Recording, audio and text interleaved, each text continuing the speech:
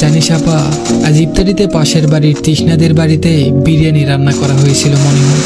বিরিয়ানির গন্ধে এ বাড়ি ও বাড়ি পুরো মোমো করছিল। আচ্ছা, বিরিয়ানি খেতে কেমন হয়? আমাকে একদিন বিরিয়ানি খাওয়াবি আপা। শুনেছি তোর শ্বশুর বাড়িতে নাকি রোজ রোজ ভালো মন্দ রান্না হয়। তোর তো কপাল ভালো রে, দুবেলা ভালো মন্দ খেতে পারিস। আমাদের কথা হয়তো তোর এখন আর মনে পড়ে না, তাই না আপা? ফোনের ওপাশ থেকে ভেসে আসা বিশ্রামহীন কথাগুলো শুনেই খাবার প্লেট থেকে যেন ছিটকে পড়ল অনামিকা। মুখের ভেতরে আটকে থাকা খাবারগুলো বাইরে বের হয়ে আসতে চাচ্ছে। কোনোভাবেই খাবার আর গলা দিয়ে নামছে না তার। ইফতারির পর্ব শেষ করে নামাজ আদায় করে বাড়ির সকলের খাওয়া শেষে খাবার টেবিলে খেতে বসেছে অনামিকা। প্লেটে দুমুঠো ভাত আর সাথে মুরগি ভুনে নিয়েছে। এই যেন তার জন্য ঢের খাবার। প্লেটে ভালো করে নজর দিতেই বুকের ভেতর কেমন যেন মোচড় দিয়ে উঠল। তপু তার একমাত্র ছোট ভাই, ছোট একটা বোনও আছে, নাম মনীষা। ওর মুরগির মাংস ভীষণ প্রিয়। বিয়ের আগে যখন বাড়িতে মুরগি আনা হতো, তিন ভাই বোনের মধ্যে তুমুল ঝগড়া চলতো কে কোন পিসটা খাবে। মুরগি কোটা বাসা থেকে শুরু করে রান্না পর্যন্ত তিন ভাই বোন চুলার পাড়ে বসে থাকতো। মাকে বলতো, মা এটা আমার, ওই রানটা আমাকে দিবে, সাথে বুকের নরম হাড়টাও। মা মাঝে মাঝে বিরক্ত হতেন, কিন্তু বকতেন না। রান্না হতে খাওয়া অব্দি এভাবেই তাদের লড়াই চলতো। অথচ আজ তার সামনে বাটি ভর্তি মুরগির মাংস থাকতেও তার কোনো প্রতিযোগিতা নেই। খাবারের সেই রুচিবোধ নেই, রানের মাংস নিয়ে হাড্ডাহাড্ডি লড়াই নেই। হঠাৎই চোখটা জলে ভরে গেল অনামিকার।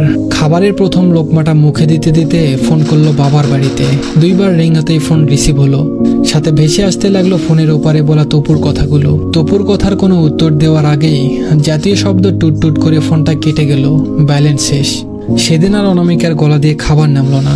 এঁটো ভাতগুলো বেসিনে রেখে নিজের রুমে চলে গেল।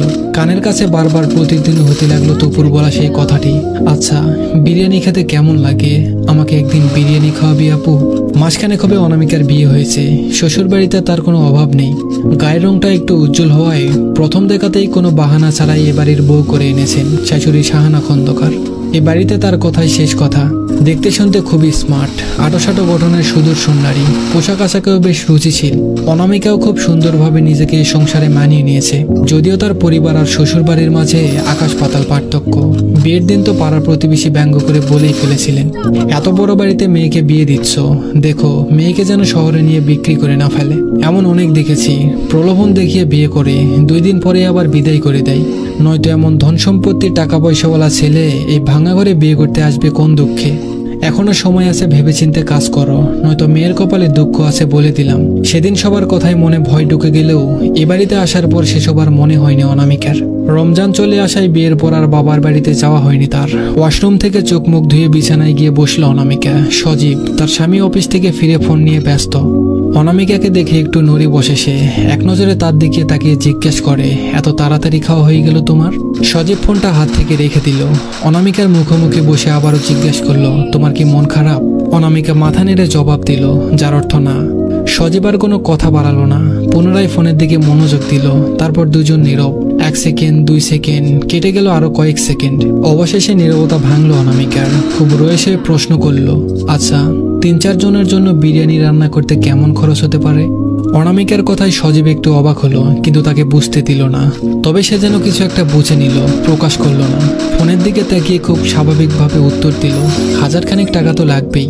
অনামিকা বলল, ও আচ্ছা। সকাল হলো, বেলা তখন 11:15। ড্রয়িং রুমে আসর জমেছে। সোফার উপর একটার উপর আরেকটা পড়ে আছে শপিং ব্যাগ। প্রতিটা ব্যাগই কানায় কানায় পূর্ণ। গতকাল রাতে শাশুড়ি সাহানা খন্দকার বাড়ির সকলের জন্য ঈদের কেনাকাটা করতে গিয়েছিলেন। ওখান থেকে 4টা প্যাকেট হাতে তুলে নিল ফারিহা, সম্পর্কে অনামিকার বড় চা। গতকাল শাশুড়ির কেনাকাটায় সঙ্গ দিয়েছিল সে। সারাদিন বউ শাশুড়ি মিলে ঘুরে ঘুরে যতটা সম্ভব সকলের ইচ্ছা পূরণ করার চেষ্টা করেছে। ফারিহা পেশায় একজন স্কুল শিক্ষিকা। ফারিহা ওর 4টা প্যাকেট হাতে নিয়ে ড্রয়িং রুমের সকলের উদ্দেশ্যে বলে উঠল, এই 4টা প্যাকেট আমি আমার ফ্যামিলির জন্য এনেছি, তাই এগুলো আমি ঘরে নিয়ে যাচ্ছি, বাকিগুলো তোমরা দেখে নিও। কথাটা বলেই হনহনিয়ে ফারিয়া নিজের রুমে চলে গেল। সাহানা খন্দকার এক এক করে সবগুলো প্যাকেট ভাগ করলেন। সবার জিনিস সবার হাতে তুলে দিলেন। শেষ 5-6টা প্যাকেট আলাদা করে রাখলেন আর বললেন, এইগুলো তার মেয়ের শ্বশুর বাড়ির জন্য। সজীবকে ডেকে বললেন, বিকেলে তুই আর অনামিকা গিয়ে প্যাকেটগুলো সোহানার বাড়িতে দিয়ে আসিস। সজীব ছোট করে জবাব দিল, আচ্ছা মা। সোফা থেকে উঠতে উঠতে শেষ 2টা প্যাকেট অনামিকার হাতে দিয়ে বলল, এটা তোমার জন্য, রুমে গিয়ে দেখে নিও। আর হ্যাঁ, আরেকটা কথা, নতুন নতুন বিয়ে করেছে আমার ছেলেটা। কই তোমার বাপের বাড়িতে থেকে একটা জিনিসও তো পাঠালো না। একটাবার খোঁজ খবরও তো নিতে পারে নাকি? নরম গলায় বেশ শক্তপোক্তভাবে কথাগুলো বললেন তিনি। শাশুড়ির কথায় কি উত্তর দিবে ভেবে পাচ্ছে না অনামিকা। তারই বা কি বলার থাকতে পারে? তার বাবার যে তেমন সাধ্য নেই সে তা ভালো করেই জানে।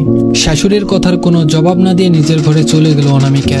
প্যাকেটগুলো খাটের কোনায় রেখে আনমনে বলল, সাধ্য থাকলে হয়তো ফারিহার মতো সেও তার ছোট ভাই বোনের জন্য ঈদে কিছু কিনে দিতে পারত। কথাটা বলতেই একটা চাপা দীর্ঘশ্বাস বুকে আসতে পড়ল অনামিকা। বুকের ভেতর আফসোসের ক্ষত তৈরি হয়।